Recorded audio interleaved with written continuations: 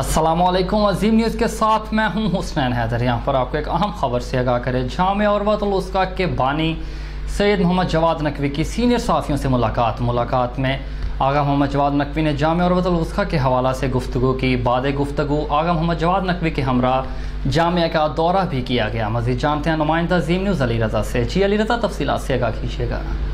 उर्वतुल वुस्का, उर्वतुल वुस्का, उर्वतुल वुस्का, उर्वतुल वुस्का, इल्म का मरकज़ नूर खुदा है। उर्वतुल वुस्का, दीने नाम जहां मिलता है। उर्वतुल वुस्का, उर्वतुल वुस्का, उर्वतुल वुस्का, उर्वतुल वुस्का, उर्वतुल वुस्का।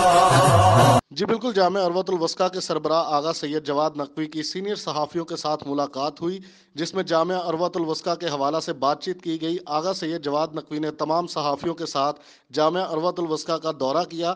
आगा सैयद जवाद नकवी ने बताया कि जामिया उर्वतुल वुस्का का कुल रकबा 22 एकड़ है, जिसमें तलबा व तालबात के लिए अलहदा हॉस्टल बनाए गए हैं, जिसमें बच्चों को तमाम सहूलियात मसलन खाना, कपड़े, ड्राई क्लीन, खालिस दूध वगैरह मुहैया किया जाता है।